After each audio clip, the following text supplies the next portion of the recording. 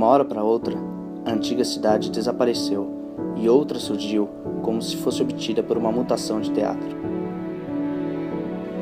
Rasgar o traçado da cidade e desenhar a avenida principal da capital federal acarretou profundas transformações no tecido urbano e nos hábitos e costumes da população de Rio de Janeiro. Cerca de 600 prédios foram demolidos em curto prazo, provocando o despejo de centenas de famílias. A nova via foi solenemente inaugurada em 15 de novembro de 1905, apesar das duras críticas que parte da imprensa fazia ao tratamento conferido às questões sociais. Envoltas pelo discurso saneador, essas amplas intervenções contribuíram, contudo, para propagar doenças. Ao que parece, o mais importante era transformar a face da cidade seguindo o padrão estético europeu em detrimento das questões estruturais. Ontem se inaugurou a avenida. Está bonita, cheia de canteirinhos, candelabros, etc. Mas os edifícios são hediondos. Não que sejam feios, ao contrário, são garridos, pintadinhos, catitas. Mas lhe falta para uma rua característica da nossa pátria a majestade, a grandeza, o acordo com o local, com a nossa paisagem solene e mística. Após a morte do Barão de Rio Branco, em 10 de fevereiro de 1912, a Avenida Central foi renomeada, tornando-se Avenida Rio Branco. Assim como seu nome original durou pouco, ela sofreu igualmente alterações profundas na sua fisionomia, acompanhando o acelerar dos tempos.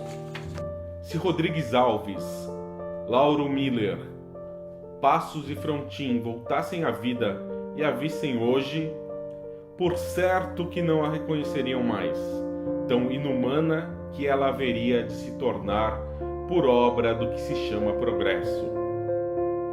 Entre as décadas de 1930 e 1940, diversos prédios ecléticos foram substituídos por prédios comerciais com até 18 andares, destoando com o restante das edificações originais da avenida, que tinham gabaritos mais baixos e de estilo arquitetônico diferente. O período entre o final da década de 1940 e o final da década de 1970 foi marcado pela substituição do ecletismo por uma arquitetura moderna.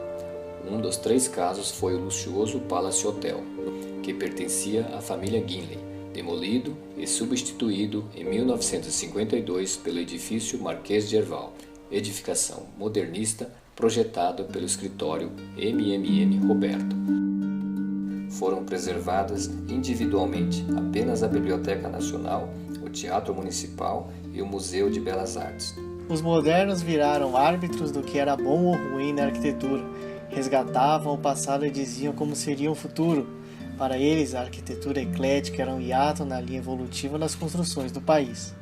Em fins da década de 1980 e o começo da década de 1990, surgem 2 projetos que chamam a atenção pela sua grandiosidade e contraste frente aos edifícios existentes.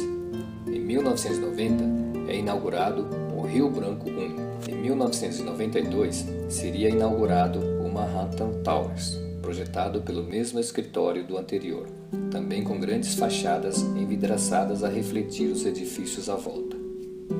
Os últimos 40 anos da avenida foram sem dúvida muito menos intensos do ponto de vista arquitetônico do que dos anos de 40 e 50. Os anos mais democráticos que vieram junto com o fim da ditadura militar, nos anos 80, não levaram para longe da avenida as grandes manifestações e movimentos populares. Contudo, não são somente as grandes manifestações que atraem pessoas. As comemorações e o carnaval, onde as pequenas escolas de samba embalam os foliões, arrastam multidões para a avenida. Na discussão da requalificação urbana promovida pela Operação Urbana do Porto Maravilha, atualmente a Praça Mauá, com o Museu da Manhã, configura-se como um dos mais relevantes espaços públicos da cidade do Rio de Janeiro. O conjunto da Praça Mauá, articulado com o Aterro do Flamengo e o Museu de Arte Moderna, através do eixo da Rio Branco, com todos os seus equipamentos culturais, cria um polo paisagístico, cultural e turístico poderoso no centro da cidade e vai mudar sua dinâmica e valor no contexto urbano. A Ainda que a cidade tenha sido contemplada com ganhos consideráveis, é essencial discutir o modo como essas obras têm se articulado às prioridades sociais e econômicas da população.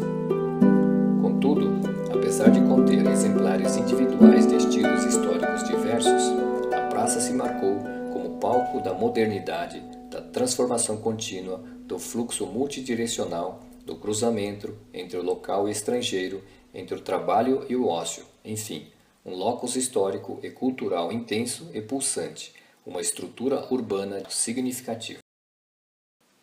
Surpreende de fato, com a praça do século XXI, a redescoberta da escala antiga da praça, que agora emerge como um grande vazio estruturante.